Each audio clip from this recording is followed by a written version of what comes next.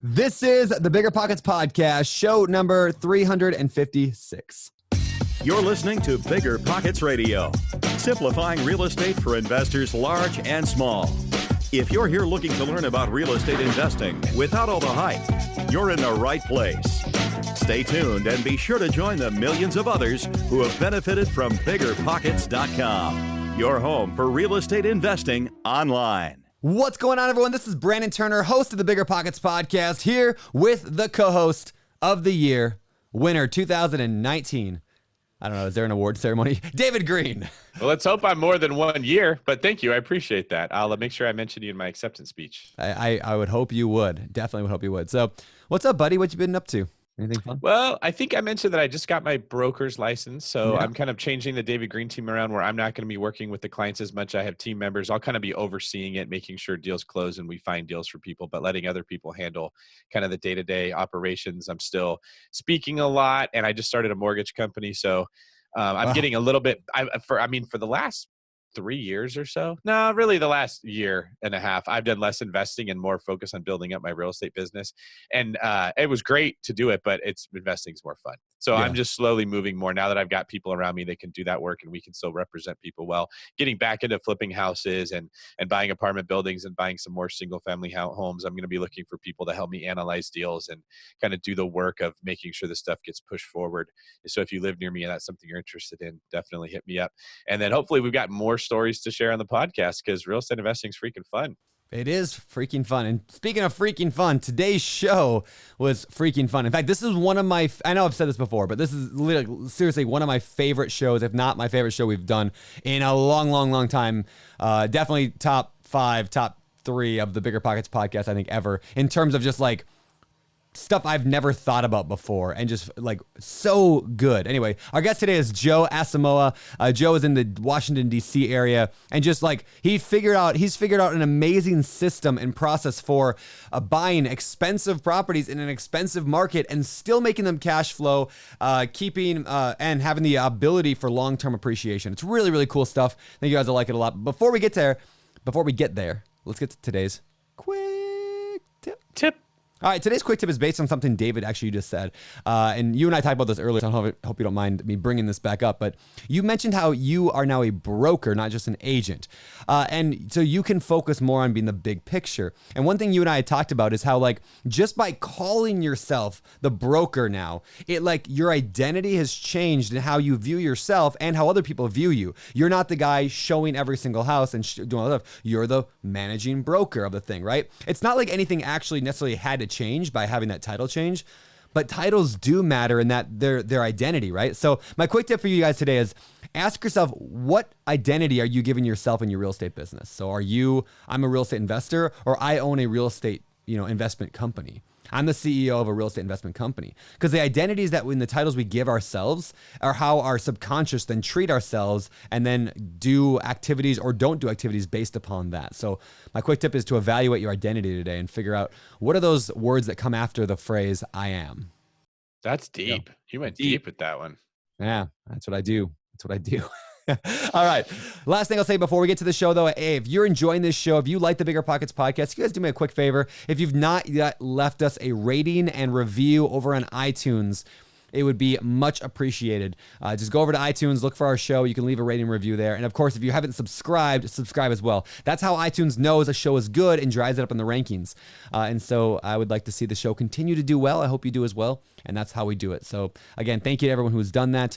And now I think we should just get into this show because it is freaking awesome. No more ado. Let's get to it. All right, Joe, welcome to the Biggerpockets podcast, man. Good to have you here. Thank you very much, Brandon. It's a pleasure and honor to be here. Well, thanks. This should be a lot of fun. I know Kevin's been talking good stuff about you lately. So thank you. Let's dig into your story. So Kevin, I mentioned Kevin. Kevin's our producer of the Biggerpockets podcast, as well as the business podcast and the money podcast. Kevin lives in DC, and he actually met you at a local meetup. And he's again just been talking like you're like the godfather of real estate there in DC. So that's yeah. I don't know if it's a good thing. You are the king of real estate. Maybe that's better than the godfather. You don't kill people. That's what I hear anyway. So Thank you. Yeah. Let's go into your story. How'd you get into real estate? Tell us your story. How'd you go from what were you doing before into real estate? Let's talk through that. Okay, yeah. I used to live in England and came to the US about 32 years ago. When I came to the US, I literally came with 2 suitcases and $100 in my pocket and knew one person, which was my boss. Anyway, he was working a really intensive job. One day I came back from vacation and found out he'd been fired. Okay, nothing for anything he did wrong. It was just that there was a reorganization of the company, and the new guy brought his cronies, and my boss was let go. So what happened was that a few weeks later, I met him, for a cup of coffee, and he told me something which was really totally ground shaking for me, and that was, "Hey Joe, it's no big deal. This is America. These things happen. It's okay for me because I have these rental properties, and so I've got this rental income coming in." So he says to me, "Whatever you do, Joe, look what happened to me. This could happen to you. Make sure you have a plan B." And in my case, my plan B was real estate. That's what he was telling me. And this guy had like 10 houses. At that time, I couldn't fathom how anybody could have more than one house. It was like, I mean, how is that possible? And so he says, no, but whatever you do, make sure you do 3 things. 1, make sure you buy houses. If you buy them, make sure you keep them, and make sure that you continue to increase your portfolio.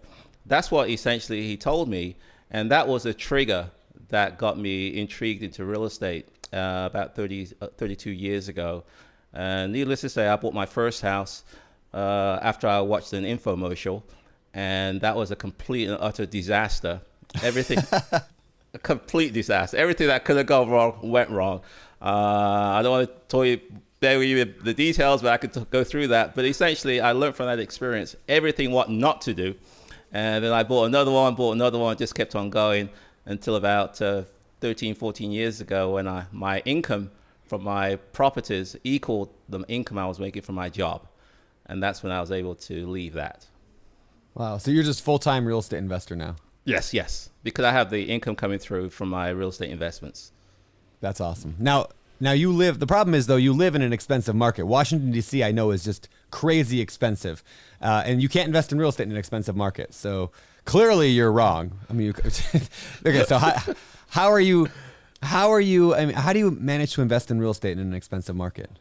Well, my take is that the real money, after all is said and done, is appreciation. And, and not all areas appreciate the same. And so there's something unique about capital cities. I've done quite a bit of traveling around the world, and they're all essentially the same. Usually, whenever you say a country, if I say to you England, you're probably going to say London.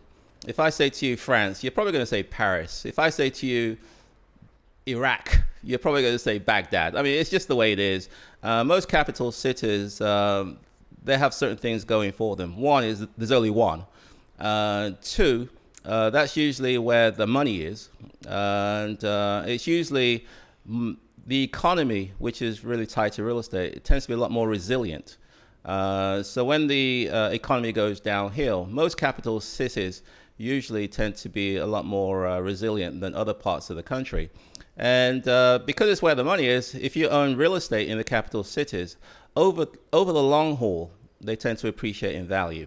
So that's the reason why, I just happen to live here, but it's the same dynamics throughout the world.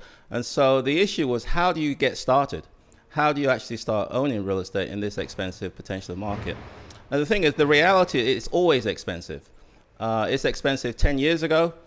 It's expensive 5 years ago. It's expensive today. And I can guarantee you it's going to be expensive 5 years from now. And so the issue is, how do you get started? And there are ways to do that. Obviously I do the BRRRR strategy, and I can go to how I make the BRRRR strategy work for me in this market here. Yeah. So first of all, just in case people haven't heard BRRRR, which I'm sure most people have, but if they're new to this podcast, haven't heard that term BRRRR, can you explain what is that, and then how do you incorporate that in your business? Okay, the BRRRR strategy is it's defined by yourself, which is the buy, renovate, rent, refinance, repeat. So essentially, if you believe that the real money's appreciation, then obviously the first part is to buy. And at least in this market here, the rents vary from area to area. I do a lot of Section 8s, which I can describe later on. But the rents in the Section 8 program, for example, is based primarily on the neighborhood or the zip code where the house is. And then secondly, the number of bedrooms and the number of bathrooms. So how do you create value such that you can have the maximum rents which can support the debt that you have? Okay. And so typically I would buy a 3-bedroom house. I would add two bedrooms to make it into a 5-bedroom house. And the rents for a 5-bedroom house, if it's in a certain area or certain areas, you can get high rents. So by adding value, by understanding how the program works, you can really cash flow. So a 3-bedroom house, for example, may be negative cash flow. As a 4-bedroom house, you may break even. As a 5-bedroom house, you could get cash flow. Does that make sense? So let's say David buys this one house and he doesn't do anything to it. As a 3-bedroom, it'll be negative cash flow. Okay. If David decides to upgrade it to a 4-bedroom house, he'll break even. But if he's sort of savvy and understands how he can sort of create extra bedrooms from this asset, he can now cash flow. So 3 different people will get 3 different cash flows from this one asset. That's genius. I'm just thinking, I just bought a property here in Maui, and like it's I could make it a giant 5 or 6 bedroom house, or I could keep it as a triplex, which is what it is. And I'd never considered making it one like larger, you know. I'm definitely actually, just while you were saying that, I messaged my buddy Ryan. I was like, can you find out what a 5-bedroom house would rent for with Section 8? Because like, what a great idea. Like, I don't know if I could get way more rent out of that, because I mean, there's not a lot of them. And so, you know, maybe the demand's there. So you're finding, you're taking these homes, adding bedrooms. Is that the idea? You're remodeling them and adding bedrooms? Yeah. So when I, so as part of the BRRRR, the buy side is when I go to a house, most of the time it's spent in the basement because that's really where you can get the extra bedrooms. Okay. So it's got, obviously for code, there's certain requirements of a bedroom. But essentially, I spend the time saying, how can I, or is it possible to create additional bedrooms in this one house, primarily in the basement? And if I can do that, and I meet all the requirements for the code, then it meets my criteria. If it doesn't, I can't make 2 bedrooms down there. I'm not going to buy it. That's just one of several criteria factors I use in deciding whether to go or no go for a house. Okay, that's awesome. Now, one question I have is, are there legal requirements for what makes something a bedroom? Because I know if you're doing HUD housing, there's government standards that you have to conform to. So can you share a little bit about what makes it a legal bedroom so that people can follow in your path? Yeah, typically there's 4 requirements. Let's just talk about, okay, so the first one is the height, the ceiling height. So if the ceiling height is not above a certain amount, usually 7 or 7'2", then it's not considered a bedroom height. Second thing is got to have natural light and ventilation. So you can't have a room with no windows and call that a bedroom, okay? And that window has got to have what we call egress. So in the event of emergency, there's got to be 2 forms of egress, one to get into that room and one to escape from that room, okay? So the window that you have has to be a certain size such that it'll allow somebody to escape in the event of a fire. So you can't have those little basement little windows. Although it's got light and ventilation, it's not egress.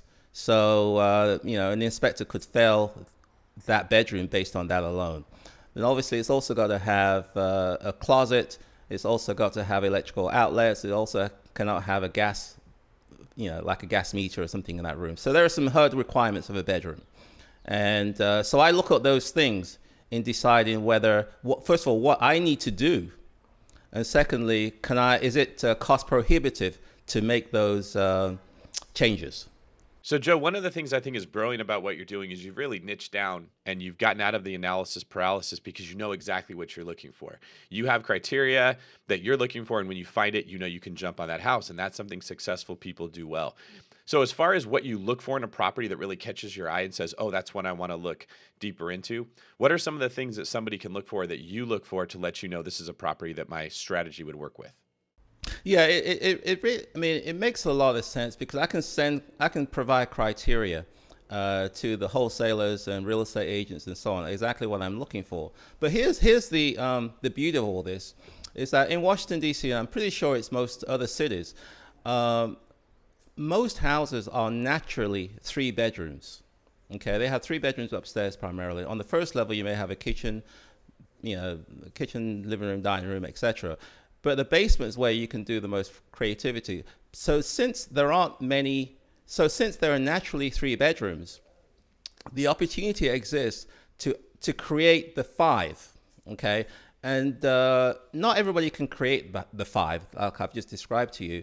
But therein lies the opportunity, because when you speak to the housing authorities and things like that, you'll find out the greatest demand for houses are 4, 5, and 6 bedroom houses. People with 4, 5, and 6 bedroom vouchers, they just can't find anything because those type of houses don't exist naturally.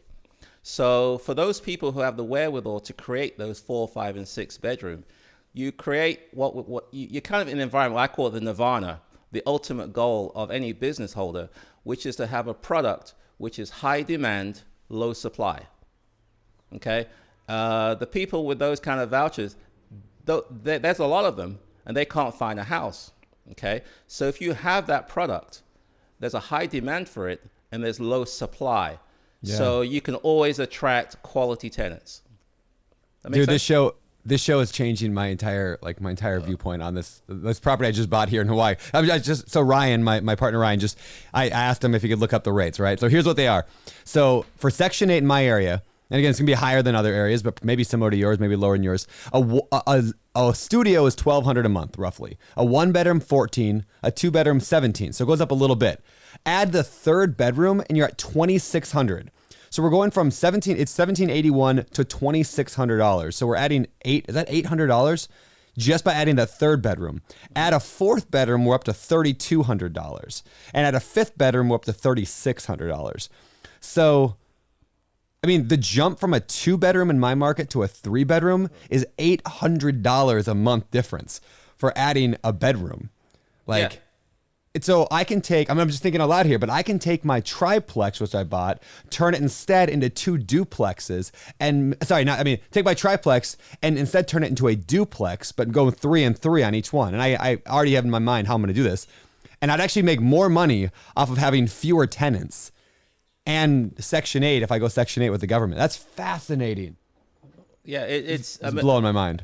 Yeah, there's another side to this, which is obviously managing the relationship with the tenants, which I can talk about, or finding the right tenants and then managing that relationship. But once you figure that part out, it's really, I don't understand why more people aren't doing it. So you've taken something that a lot of people are saying that they want to avoid, Section 8 housing, and you've actually found a way to make it work for you better than what it would be like to not be doing the voucher system. I think that's awesome that there's a stereotype that goes along with not wanting to rent to Section 8 houses, and you've completely dismantled that. Yeah, you're right, David. There's a stereotype of Section 8. If I rent to a voucher holder, they're going to trash my house. There's going to be a bunch of kids running around and, blah, blah, blah. My house is going to be a crack house and so forth. Now, I'm not saying that doesn't exist, but I'm saying that there's a core group of people, in fact, probably the majority, where that does not apply. Okay, they are no different than you and I, okay? They don't want to be shot at no more than you want to be shot at, okay? They are very protective of their family, their children, just like yourself. They want to live in a nice area. They know what a slumlord is. They know a crappy area. They know that. They don't want to go there. They don't want to live there. They just want to be in a nice place where the kids are safe. They want to be in a pleasant environment. They're just looking for somebody to give them the opportunity. Okay, and what I found is that there's what I call the Nordstroms of the voucher holders. Okay, I don't know if you have Nordstroms where you are. Yeah. Okay, exactly. So it's about 25%. I don't know. It could be more, but I just say that group of people, the Nordstroms of the voucher holders, they are no different than you and I. The only thing is that they don't have the money to be able to get out of their environment. And so if you have and one thing I know about these folks, they will not live anywhere, okay? They want to be protective of their children, just like yourself. They want the same amenities that you're looking for: shops, schools, recreation, transportation, and things like that. and they don't want to live in a rent from a slumlord. They want a nice house in a nice area. Okay, so if you have a product that they gravitate to, okay, because they know exactly what they want, I know exactly who they are, what they're looking for.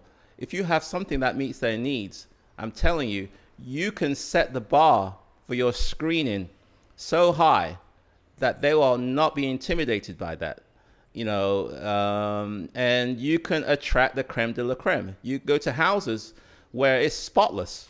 You couldn't believe. I went to one Thursday. Okay, this lady, she's living in a projects, and she's been there for 20-something years. She has installed new hardwood floors. Okay, she's repainted the house because she has pride of rentership. So there's a group of people who, if you give them the chance, okay, they're yearning for that opportunity. They will repay you back 4 ways. Okay, one way is, first of all, they'll pay the rent. 2, they'll take care of your property. 3, they'll be pleasant to deal with. And 4th, they'll stay a long time. Okay, and the absolute key to single families, which I'm sure you know, David and Brandon, is if you can't figure a way whereby you can minimize turnover, okay, you make no money. Yeah, turnover kills you. It'll kill you. If you can't figure a way to minimize that to next to 0, you make no money, okay? Because every turnover is going to cost you 2 to 3 months lost income after all is said and done. So, yep. Well, plus the fact you have to go in and rehab the property, we call it a turn, and that costs a lot of money too. Exactly, yep. And all the aggravation that goes to that. So if you have I'm averaging, I have tenants who are 5, 10, 15. My longest tenant is 22 years. Wow. Okay, on a 15-year mortgage. Okay, think about that one. But the idea is that they stay, they don't leave. Okay, which means that the cash flow you make every month stays in your pocket. Yeah. Okay, that's it. Once you understand that, and you're able to, because it's business 101, it's cheaper to have an existing customer stay than it is to go out and find another one. Okay, so from a landlord, it's cheaper to have an existing customer happy and want to stay in your home than it is for them to leave and then you have to find a new one as well. Well, that's a really good segue, actually. So what are some of the things that you do to keep your tenants happy and make sure that they stay there for a long time? Like, how do you find that awesome tenant you're talking about? It all starts with screening. Okay, I have a very, very thorough. I'm trying to attract the Nordstroms. Okay, and the kind of product I have, the house that I have, these are nice houses. I mean, they're HGTV quality. They got granite countertops. They have hardwood floors. They have stainless steel appliances. These are nice homes. Wow, for Section 8. For Section 8, yes. I mean, the current rehab we're doing right now, we're spending $175,000 on the rehab, and so on. So these are HGTV quality. I would have no problem living there myself. Okay. Yeah. So when you have a product like that, okay, you can attract the creme de la creme. And you can set the bar high. Because no matter how high you are, some people will gravitate towards that. So how do I do it? So it's 4 parts.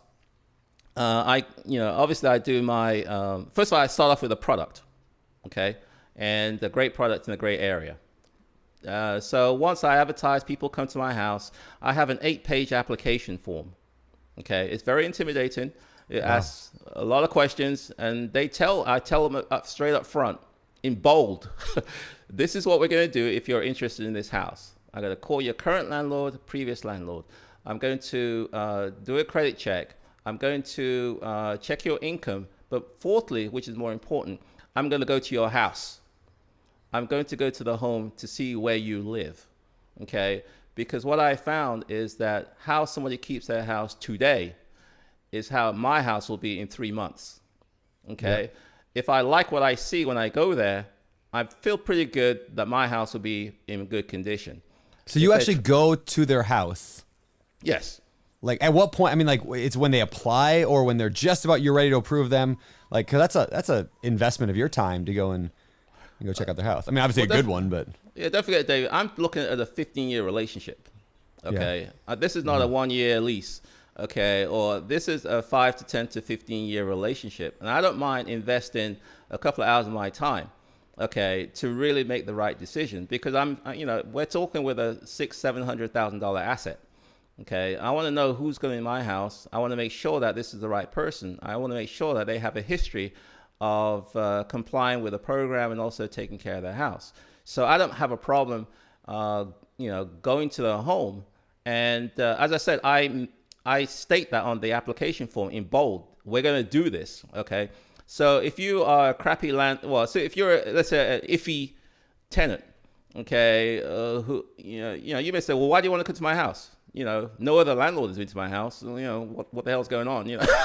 And but I explain that, and they don't have a problem with that. They say, if you want to come to my house, you can come to my house right now, because I keep my house exactly the same way that you have it here. Exactly. Yeah. You can call my landlord right now. He'll tell you, I pay my rent on time. I'm a 10 out of 10. They'll tell you that. I mean, that's the caliber of people that you're dealing with. And so that's the screening process.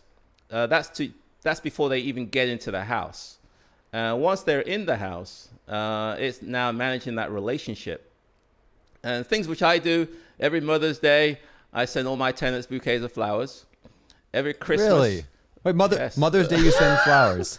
Yes. I love that. Every Christmas we send the Christmas presents to the families. If the kids get A's at school and show me their report cards, I give them a $50 gift certificate. And here's another one. Cool. What do you think of this one? We have a timeshare which we can allow, we can go to not too far from here, a couple of hours from here. We can invite guests. So we give all our tenants free vacations. No way. 3 days, 2 nights. That's crazy. But now, I love that. All of this, believe it, all of this costs less than $100. Okay, a bouquet of flowers is $30. Okay, Christmas presents is what, $30 as well. The vacation is free. So we're spending $150 at max. But can you imagine all the goodwill that it generates? And that's why I'm saying, Dave, it's managing the relationship. At the end of the day, we are renting to human beings. Okay. And if you can manage that relationship, and you can set the bar high, and you can sort of nurture that relationship, there's a level of loyalty that you will never believe. They are not even considering moving. Okay, the thought of them leaving is not even coming into the equation. And so now that if you believe appreciation is where the money is, okay, then if you can have a tenant who's going to take care of your property, pay the rent, pleasant to deal with, and stay a long time, you can now realize the true value of real estate. Okay, you can have this asset. I mean, I've got stuff which I bought for $100,000, which is now worth $800,000. So that's what happens in these high-priced markets. So, but you can only get that if you have tenants who stay a long time, and that's what you get with the voucher program. Yeah, Joe, that's such a good point. That it's really real estate builds wealth over a long period of time. And it's really about keeping your head above water for a very long period of time to build big wealth through the checks that your tenants are paying, right? Because they're paying down your mortgage. The economy is raising the value of your house. The whole goal is to take the heavy lifting of the wealth building and take it off of yourself and put it onto the tenant. But a lot of people are afraid because markets go up and markets go down, and we can't know when that's going to happen. It keeps a lot of people from getting in the game. However, I'm sure you can agree, it's the people who get in the game and take action that build the most money. And Brandon would testify to that as well as we would. So can you share some things? Because you're one of the few people that I've talked to that's actually been through several market cycles. It's hard for us to get an investor on with your experience who's been through ups and downs. What are some things that you do to make money in the good markets, but protect yourself from losing money when you're in the bad markets? It's recession proof. I said I've been through 4 cycles. Okay, the thing about a downturn is that when a downturn occurs, a lot of things happen. One of them is that people lose their jobs. And, it's nothing worse than you rent into somebody and they lost their job, and therefore they can't pay you rent, and the relationship goes south. With a voucher holder, their portion of the rent is based on their income.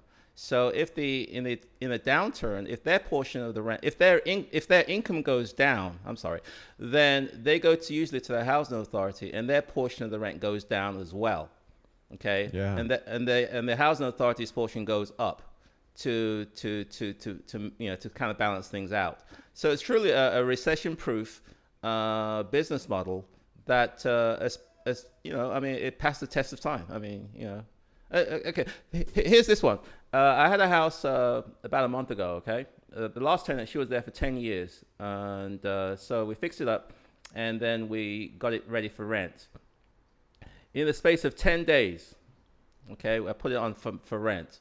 We received 172 calls. I received 16 applications, okay? And for this one house, the demand is there, okay? High demand, low supply, and as a result of that, you can really be picky, because when you have 16 applications, you don't need to set your standards low. So the unique way that you're doing this, you could really weather through a recession, can't you? I was gonna say 100% agreed, and it's because of everything you're doing. It's not one thing. Like I see it as like, look, you're providing a product that tenants really, really desire. You're obviously your service, your customer service, your engagement, your relationships is like top notch with all the things that you do. But combine all that stuff together, the number of bedrooms that you have there, like you said earlier, you're creating a product that's in demand, yet there isn't a lot of it. I like to say, like, even low income tenants still watch, Fixer Upper and Chip and Joanna Gaines, and like they still like that. They just nobody's providing it. Exactly. And it doesn't cost that much more money to provide a stainless steel fridge versus a white fridge. Yet most landlords are like, well, they don't deserve it. It's almost like they don't deserve a stainless steel fridge, or I don't want them to scratch it up. And like, they can scratch up a white fridge almost just as much as a stainless steel fridge. I mean, I've seen so many white fridges just dented and rusty because tenants scratch that up too. Right. Anyway. Exactly. Yeah. That's phenomenal. Hopefully this is making sense now. Yeah, and here's what I love about this is that you're coming at it from a standpoint of such a win-win, right? So this is not like, let's give the tenant the lowest quality crap that we can so I can maximize my return. That's the investor reputation that a lot of investors have, right? Is provide the lowest quality you possibly can to just bare minimum scrape by to make this thing pass an FHA inspection, especially Section 8. That's what everyone thinks about Section 8 is like a lot of Section 8 landlords are doing that. So the fact that you're saying, hey, no, let's treat our tenants right, like people. Let's like honor them, respect them, help them, give them a place they can be proud of. And you said that phrase earlier. I've never heard anybody say that before, but pride of rentership. I mean, pride of ownership people talk about all the time, but pride of rentership, like what a novel concept. Yeah. Let me tell you a story, okay? In the downturn, I think the last downturn, a couple of downturns beforehand, I had a house in Washington, D.C. And this is really what got me doing this, is that I used to live there in this house, okay? And so we moved out and we fixed it up and I put it out for rent, okay? And what happened was that, I'll never forget this story. This lady came in, she had a voucher, okay? And she looked around the house and said, nice house, it's okay. I don't want to rent it. I said, why? She said, it doesn't have a jacuzzi. I said, wow. What? She says, well, where's the stainless steel appliances? What's going on? You don't have, hardwood floors here. I mean, I used to live in this house, okay? And I didn't understand what was going on. I understand it now what was going on. Okay, what was going on was that we're in a downturn, and there were some flippers, obviously rehabbers, who couldn't sell their homes. And so they couldn't, obviously, their next choice was to rent it. They had the stainless steel, they had the jacuzzis, they had all that stuff. So everybody, a landlord, wants the good tenant. They want the tenant that pays the rent on time, they keep the place. Everybody's looking for that person. And she was one of those people. And so now my house was competing with a rehabber's house who couldn't sell. Does that make sense? Yep. So, and he had the jacuzzis, he had all that stuff, and mine didn't.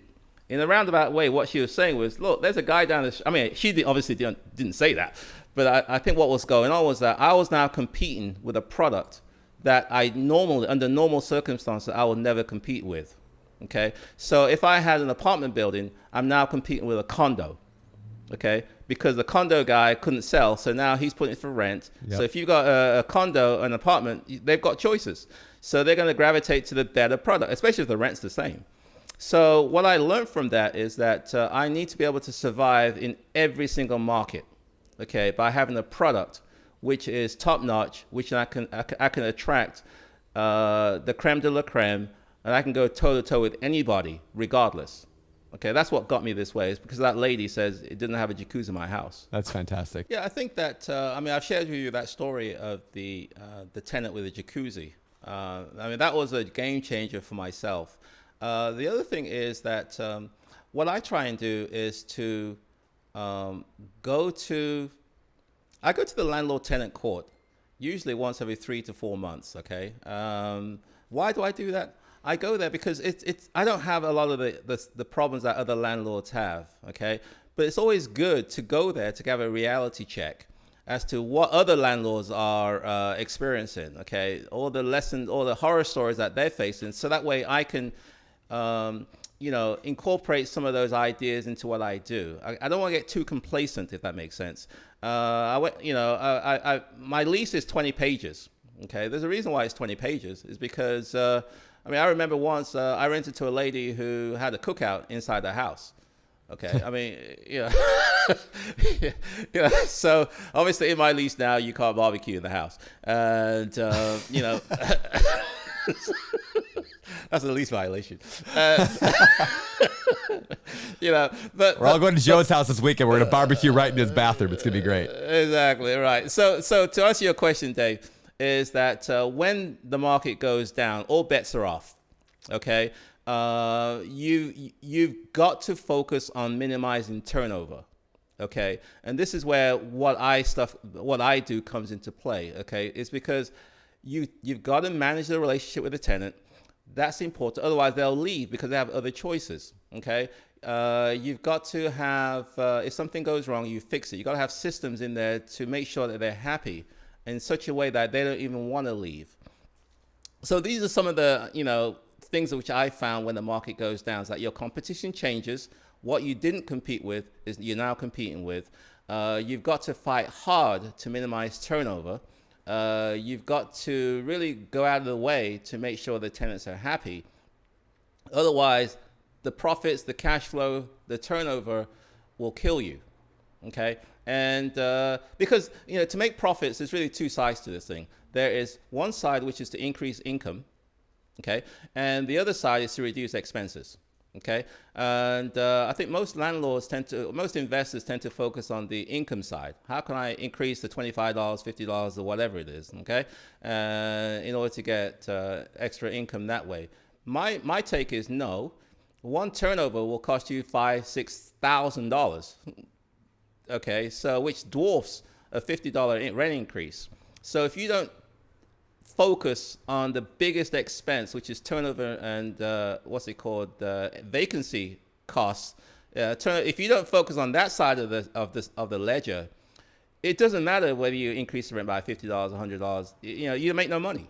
Okay, so what I do is to focus on that side of the ledger, making sure my tenants are happy, making sure my tenants want to be here, making sure that I stack the deck so far in my favor that the tenants are even, the thought of them leaving doesn't even come into their mind. Okay, and now, like the last house we did, I know you won't believe this, Brandon, but over here for a 5-bedroom is $5,462. Wow. Okay. So, which is more than what it sounds like, more than where you are. Yeah, 5-bedroom here is $3,608. Yeah, we're 5,400. So, wow. So that's what it is. What it is, and so the idea is that out of that 5,000, the tenant's portion it's going to obviously be a lot smaller. So, and that's what I like about the program, is that their portion of the rent is not the total rent, and so a market renter, if your rent is $5,000, they're not going to stay very long. They may stay a year or two, and then they're off to buy their own house. Whereas for a voucher holder, their portion of the rent may be $500, $600. And therefore, for them, as long as they can maintain that $500, $600, they're going to stay there for a long time. One of the things I really like about the strategy you're describing here is you've taken this holistic view of how to build wealth through real estate. You're not trying to squeeze out from your tenants every single dollar you can get. Because as real estate investors, there's two ways that we build wealth. We can make money from increasing the revenue, and we can decrease our expenses to increase our profit. The thing is, most of us focus on increasing revenue, but that's very hard to do. There's only so much you can do. You don't control where HUD sets their limits of how much they can rent a certain number of bedrooms for in a property, but you can control expenses. And what you've done is you've gotten so good at picking the best tenants and so good at investing in the relationship with them that they don't ruin your house. They don't leave. You don't have all your turnover costs and your vacancy. You focused on the part that actually hurts landlords the most and reduce your expenses. And you don't have to worry about increasing rent because HUD's going to do that for you every single year. Yeah, and I believe the fundamental thing is I believe in appreciation.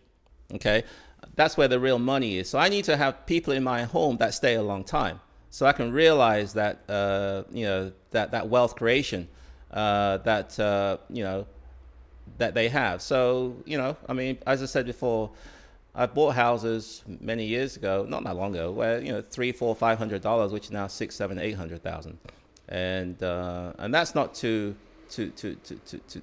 brag or anything. It's just that's the power of real estate in appreciating markets. Okay, and that's where I think that's a real wealth vehicle, and that's why I buy what I buy in areas which are on the path of gentrification, and areas which is likely to appreciate in value. So what does your portfolio look like today then? I mean, how many units or properties? Is it all single family? Do you have multi? Like what's kind of the overall view of your portfolio look like? Yeah, they're all single families, okay. About 30, 31 of them. Wow. So 31 in these high price markets. Yeah. And and every one of those is just climbing in value, like they're little oil wells pumping out cash flow, but then they're also just going up in value, hopefully. Yes, awesome. I fill them up with tenants that love the home and they want to stay a long time. Yeah, and you just manage them all yourself then right now? Well, I manage them, but I haven't. The reason why I do that is that I have an assistant, who Sure. managed it for me. I couldn't find a property management company that did it my way. I couldn't find. I mean, their screening wasn't acceptable. I tried it once. After a year or two, the tenants will leave. I'll have a vacancy. I'll have a turnover. It just wasn't there. And so they don't go out to people's houses to check how they live. They don't buy them Mother's Day gifts. They don't buy them Christmas presents. They don't do none of that stuff. So, and I realized that, if I'm one house in a portfolio of 1,000 houses that they're managing, it's not a big deal if my house is vacant because they've got 999 other houses they're working on. So I can get lost in that shuffle. So I just realized that I had to do it my way, and then I trained my assistant to continue my way. So I may not be doing it every day myself. I have people who are doing it for me. Very smart. All right. Well, I'm curious also, last question before we move into the deal deep dive, which is where we're going to actually dive into a deal. But before we get there, what does a typical price look like? Like, let's say you want to, typically when you buy a house, a single family house, what are you paying for it? And then what are you spending on a rehab? So what do you kind of have into it? You're burying these. So what are you buying them for? What are you rehabbing them for typically? Yeah. So in fact, where we are right now, I'll give you that example. Yeah. You're in a project. You're in one of your projects right now, right? Yeah, we're in a rehab. We bought this about 3.5 months ago. It's in Washington D.C. It's in the gentrifying. It's on the path of gentrification, the neighborhood. So I'm making a bet that 5-10 years from now, it's going to be hot. Okay. So for this house we bought for $447,000. Let's say $450,000. On this house we're probably going to spend around it's going to be $175,000. Okay. So what's that, 625 is it? And refi out based on the ARV is probably going around 750, $750,000. And refi out, I probably have a note. The last one we did, the note is $4,100, and the rent here is $5,462. That's awesome. Yeah, that's great cash flow. But I'm sure you have some taxes and insurance in there too, right? Well, $4,100 is the PI. With a TI is probably going to be around 46. Okay, and the rent is 54. So there's still a spread there, and it's new, so you don't have those repair costs and capital expenses that you typically have in an older house, and you have somebody whose portion of the rent may be $300, $400, $500. and you have somebody who wants to be here and who's going to take care of it, because this is a dream come true. And let me give you a scenario. Okay, this is what happened in my other house. In fact, on Thursday, I try and help other investors do what I do. So I helped one of my students and he fixed up a house. And as part of the process, I went to the prospective tenant's home. This tenant lived in a bad area, but her home is spotless, okay? And you need to be in that room, Brandon and David, when I say to that family, you've got this house, okay? This is going to be your new home. And the joy, the tears, the happiness is like a dream. I mean, it's a dream come true.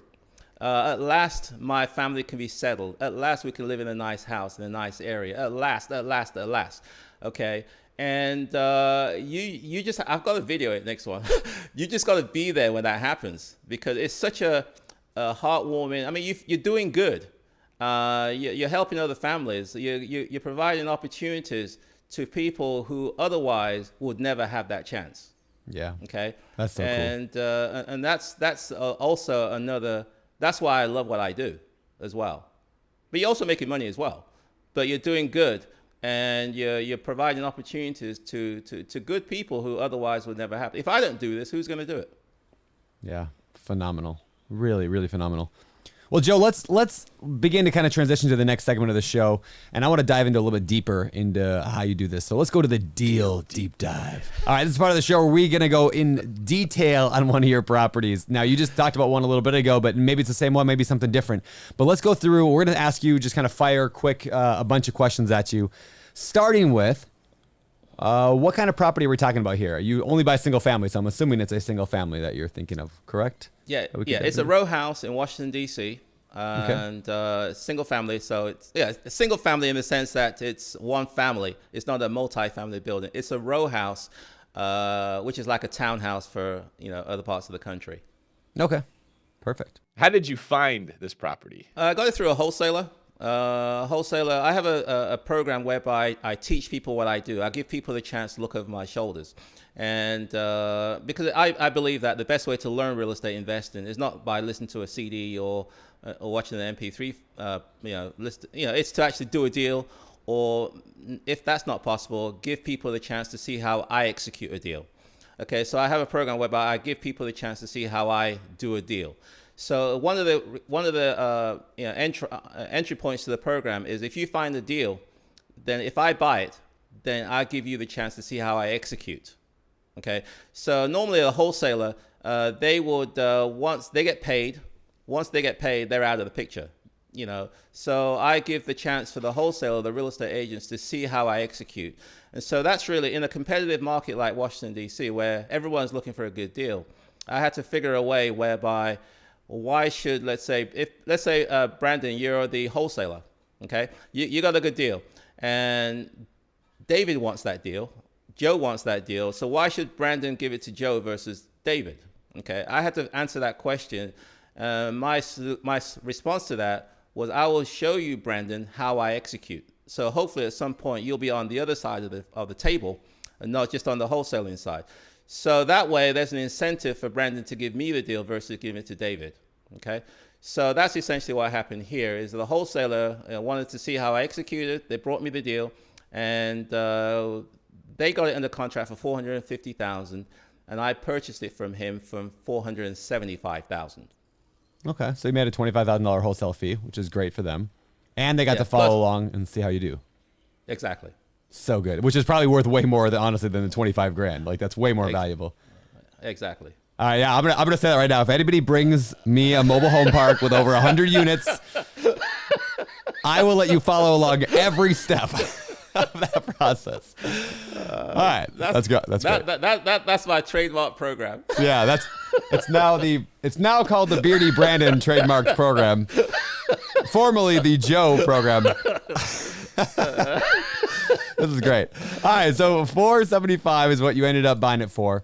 How did you negotiate? Did you negotiate that price at all? Did the wholesaler negotiate that price at all? Like any kind of, stories there? No, not really. No, the wholesaler got it from an owner. The owner, what had happened was that the owner had a tenant in there, and the tenant was giving them hell, and they were in the process of evicting the tenant. Okay, so it was like a burnt-out landlord, if that makes sense. That's who the owner was, and so they negotiated the $450 price, and he then turned around, called me. I went to the house. It met my criteria in terms of the location, the size, and all those different things. And I knew I could make 5 bedrooms, or 2 extra bedrooms to make it to a 5-bedroom. And therefore, it was a go from my perspective. Okay. And I was okay with paying $475 for this house.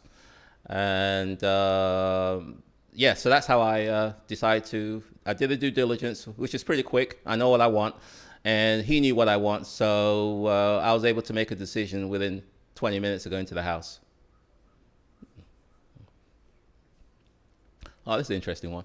I normally have lines of credit with some of the local banks here. I mean, I've taken the time to develop relationships, nurture relationships with some of the banks. I have lines of credit. So most of my deals, I use a 3-part financing strategy. Okay, I have lines of credit, from the banks, and then I have private investors, and I also have used some of my own personal money. Okay. So the banks will fund X amount, say 75 to 80%. The private investors may top up the difference, or I may, or they may come in for another 15, 20%, and then I'll top in the difference. Okay. So in this case, what happened was that the seller realized that 450 was too low. Okay, but it was under contract. Okay, with the wholesaler. So the tenant was in the house. The reason why they just wanted to get rid of it was because of a tenant. Once the tenant was evicted, if that makes sense, there was 3 days left between the date of the eviction and the date where the contract expired. So the owner said, I'm not going to extend this contract. If you don't close in 3 days, the deal is off. Okay, so typically my line of credit, it takes about 14 days to close.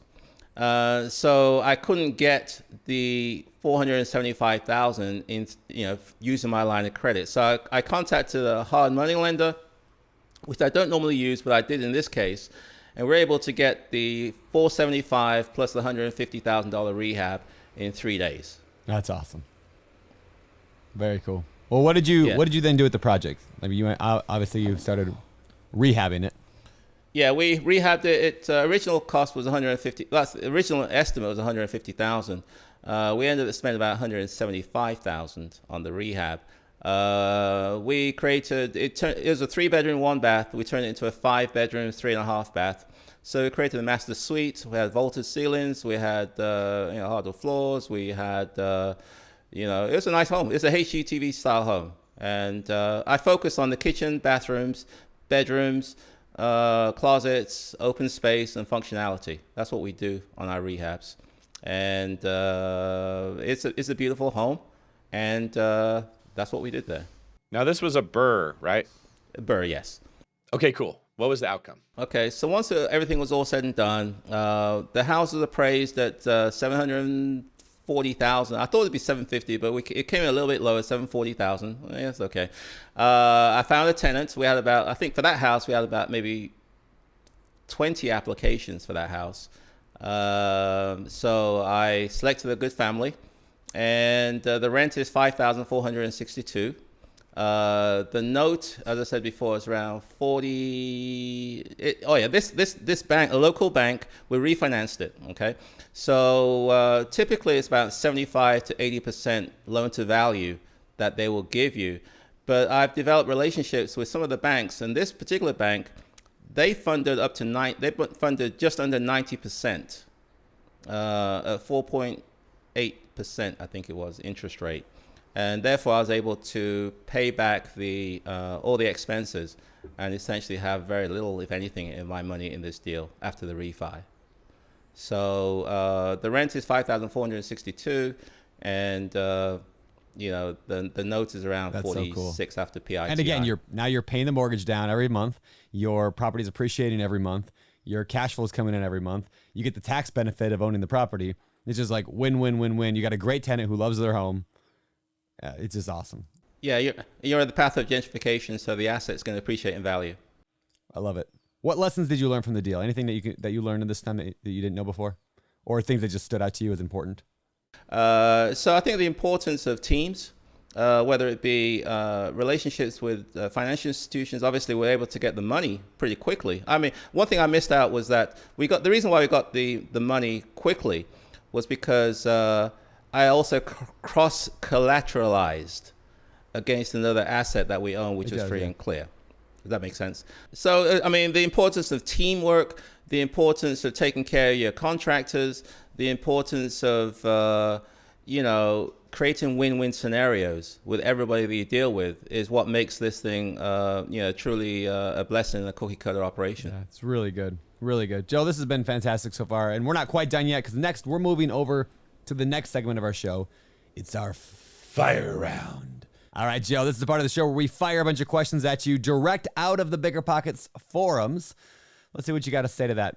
First one, CJ from Moore County says, I'm just getting started with real estate. I've saved up 10 grand. I want to hear from some experienced people what they would do if they were in my position. So just getting started, they got 10 grand, and they're in North Carolina. So I don't know. It's probably not DC. Okay. Okay, a couple of things I would suggest that the guests from North Carolina. One is, first of all, work on themselves in terms of learning the basics, what they want to do, what their goals are, what their strengths and weaknesses are, and make sure they get buy-in from their family, their spouse, and so on, okay? That's step one. I mean, you got to really work on yourself first. Otherwise, that 10,000 can go real fast. Same thing is sort of decide on which the method of focus, which strategy you want to do. Is it wholesaling? Is it, I don't know, fix and flips? Is it landlording? I mean, what's your strategy? What do you feel comfortable with given where you are? Okay. And then once you decide that, is learn the basics of that. Okay. So if it's wholesaling, for example, learn the basics of wholesaling. If it's a rehabbing, learn the basics of that. But the next part is to really identify somebody in the area where he is, okay, who's an expert, either a mentor or a coach, okay, because this person can really guide them along and tell them, okay, then this is what I would do if I was in your situation, okay, I would do A, B, C, D, E, and the key is finding that person and making sure that person, will help you, because a lot of I don't know. Anyway, yeah. So it's to create a win-win scenario and incentivize the expert or the coach to help you along. Okay, and then once you've done that, then just go out and do it.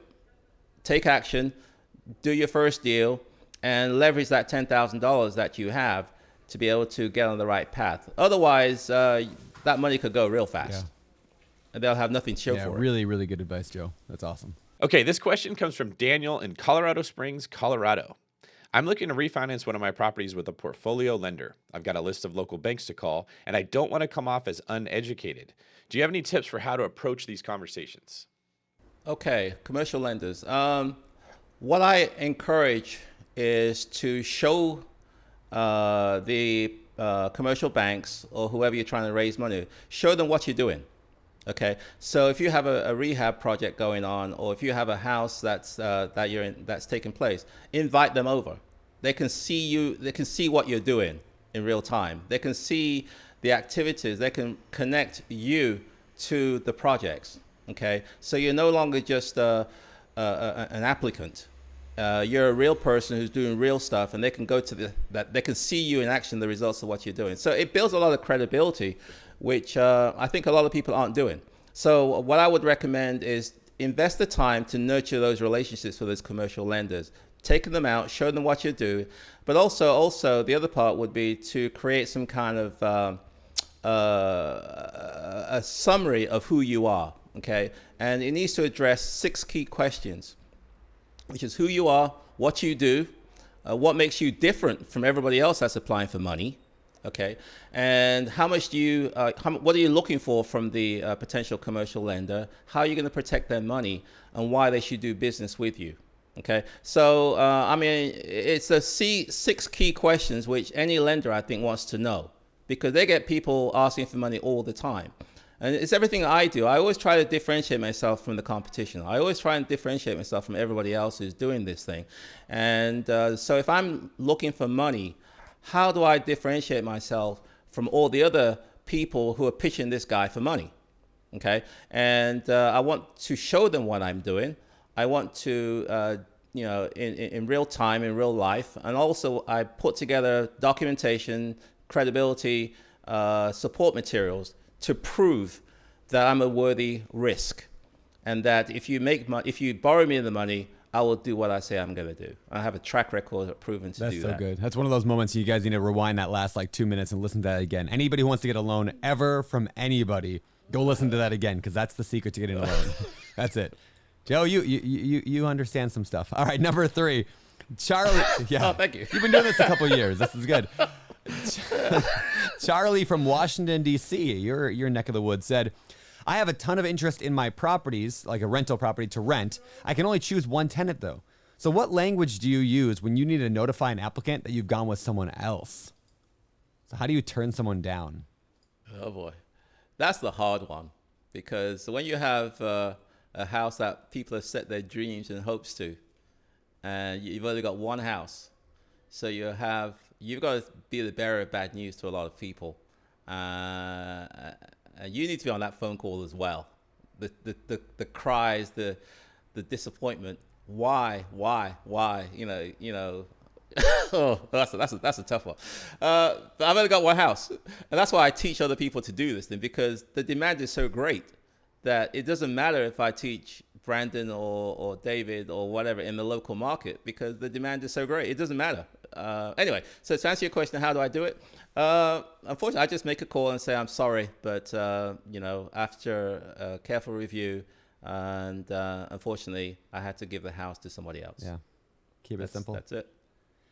Keep it simple. I agree with, if more people were doing this, I think there'd be more wealthy people and there'd be more tenants happy and taken care of. And it's, again, a win-win. So, yeah, great. Yeah. All right.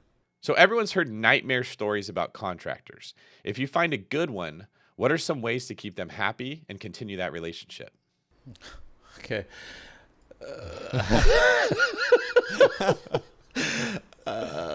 There we go. Okay. I've had contractors from hell. Like, I'm sure we can all have a couple of beers over and talk about contractors. I've had the contractors who come in to work drunk. I've had contractors who come in and they don't know what they're doing and so on. So so when I find good ones, which is what I've got now, I use the same contractors for the last 7 or 8 years. They're the only ones that do what my projects. I don't consider anybody else. What do I do? I've given them, it's a relationship, okay? So one of the guys lived in a rooming house, okay? And one of the other guys, before I met them, lived with his family in an apartment. So, one of the houses I purchased, it's a nice house, nice area. I offered it to rent to him and his family, one of them. So they lived in one of my houses, him and his family. The other one is living in another one of my houses. And he has roommates. He's doing a house hack, but he's living in a nice house in a nice area. So the idea is that I'm looking out for them, okay? I'm trying to help them, and in return, they look out for me. These projects which I do are very, very low maintenance, very, very low stress. Very low stress. I don't come to the house very often because if something goes wrong, they take care of it. They go beyond the call of duty to make sure that the house is done correctly. They don't cut corners because they're looking out for me, if that makes sense. And that's essentially all. That's how I do business. I take care of my tenants so they can take care of me. Okay, I take care of my contractors so they can take care of me. I take care of my financial banks because they can take care of me. I take care of my realtors so they can take care of me. It's a win-win scenario, and they're loyal, And I mean, 175K rehab is not a paying carpet. I mean, it's a lot of stuff going on, a lot of moving parts, and but we also have weekly meetings where once a week. We meet at a house, usually at my house, and we have food, drink a cup of coffee, and eat Spanish food, and just network and just kind of socialize, and then talk about the business, what the project's doing, what are the issues we're having, what's the schedule for next week, what are the problems that we face, what are the solutions, and things like that. So it's sort of nurturing the relationship with my contractors. That's been the key to not having some of those issues. That's cool. That weekly meeting thing. That's a neat idea.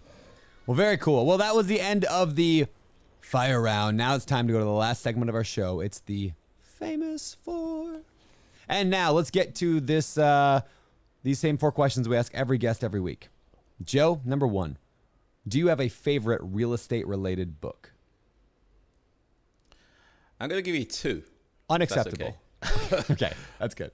Unacceptable. You can give me as many as you want. I will take a book recommendation all day long. Well, I mean, I'm sure other people have said this one. I really like The Millionaire Real Estate Investor by Gary Keller. That's a really good book. It's a really, really good book. It goes into a lot of detail and about the systems, about how to do this right, how to manage properties. From a financial perspective, about the numbers, making sure that you do this thing right. It's a very, very good book, and I highly recommend that. It opened my eyes when I read it. The second book, which I like to, I don't know if Jay is being given a lot of credit. He's written a really good book on what's it called? It's called Recession Proof Real Estate Investing. Yeah. That's a pretty good book. It is. I got it from Biggerpockets, and I mean, he goes through logically the different types of real estate cycles, what works, what doesn't work, and what the trends are, how to protect yourself and mitigate yourself through these downturns and upturns. It's a very, very good book. So that would be my second recommendation, is sort of Recession-Proof Real Estate Investing from Jay Scott. Perfect. That's awesome. Yeah, and I think that's for sale at biggerpockets.com/store. I think we still have some of that. Again, Biggerpockets, well, it's a digital book, so I mean, I think we're still selling it. Biggerpockets.com/store. You can pick it up there. And cool. All right, number 2, David Green. Okay, that's great. What is your favorite business-related book? There's a couple of books. One of them, I'm trying to get more into what's the best use of my time. Okay, managing my time and making sure that I focus on what I need to do. Okay, so there's a couple of books which I'm reading right now. One of them is called The Productivity Project. It's by Chris Bailey. I know recently you had Cal Newport talk about the deep work in the studio. It's sort of a similar kind of approach to that. It's, how do you maximize your time? What's the best use of your time? And how do you get more done? Okay, for the limited time that you have available. I know that in the Chris Bailey book, at least what I'm realizing, is that there's only so many hours in a day, obviously, but he kind of focuses more on maximizing or using your energy and your attention, okay, and sort of leveraging that to get increased productivity. So it's a pretty good book, and that's a productivity project from Chris Bailey. And the second one is also this other one called Virtual Freedom by Chris Ducker. Chris Ducker, yeah. I know Chris. Yeah, that's a pretty good book as well. He talks more about virtual assistants and how do you leverage, how do you outsource and, best use of your time. One thing I got from that is I spent some time recently is to focus on what should I be doing, what don't I like doing, what can't I do, and what I shouldn't be doing.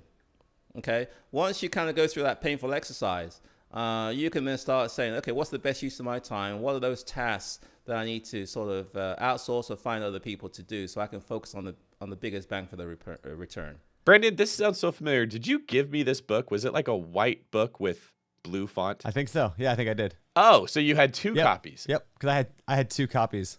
Yeah, I gave one to you. Okay, so you just sent me the one that like Rosie accidentally dropped in the toilet. You didn't want it anymore.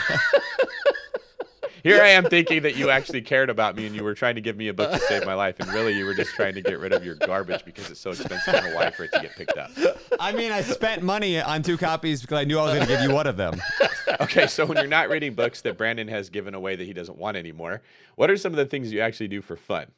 With that one thing, I'm getting more into working out. I work out every day now, every day. I wake up at 5, between 4:30 and 5, and I spend usually an hour and a half in the gym.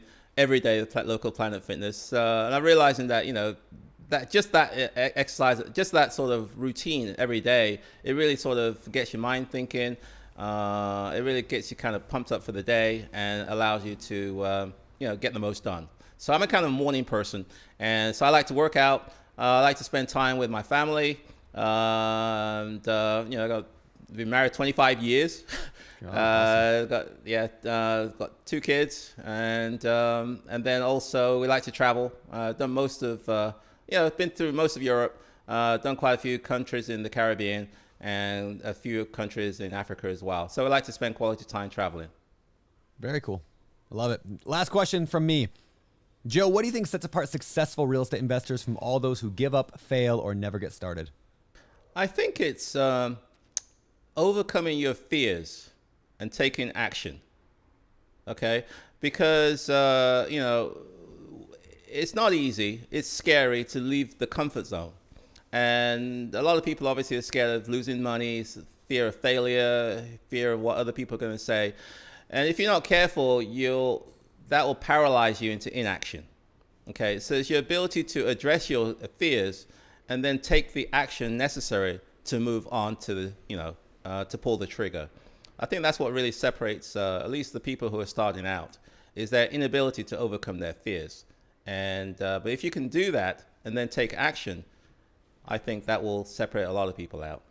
All right, Joe, this has been fantastic. I just want to thank you for giving such a great interview. This is going to help a lot of people. For people who are more interested and want to connect with you, where can they find out more about you? Okay, they can go to my website, www.Joe Asamoah. That's Joe, Joe Asamoah, which is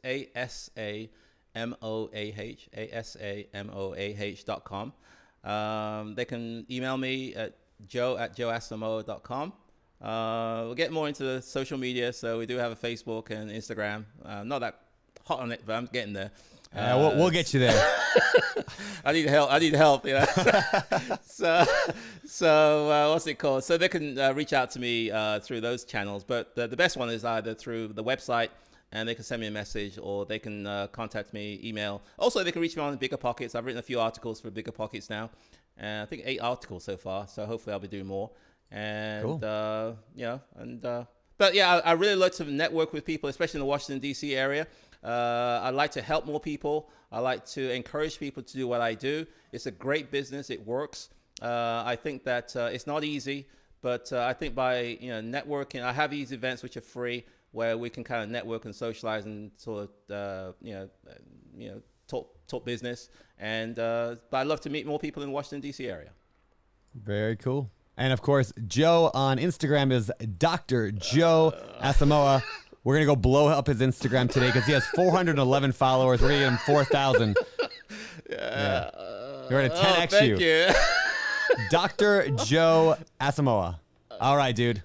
This has been awesome. Thank you so much for being here today. Really fantastic. I learned so much. I'm going to, seriously, as soon as we get off this call, I got to go talk to my team about changing everything we're doing on this property in Maui. So thanks to you.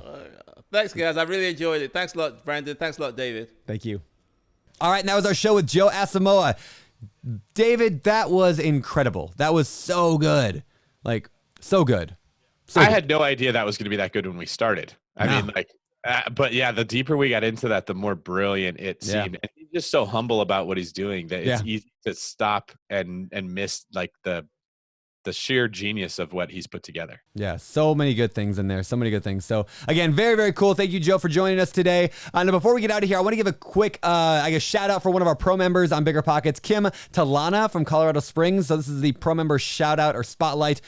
So here's the deal. So Kim signed up for BiggerPockets Pro like 9 months ago. She's already taken action, bought a $300,000 house for house hacking with a 3.5% down payment, which is super cool. A great way to get started, that house hacking technique, which of course you can read the book, The House Hacking Strategy, if you want to learn more about that.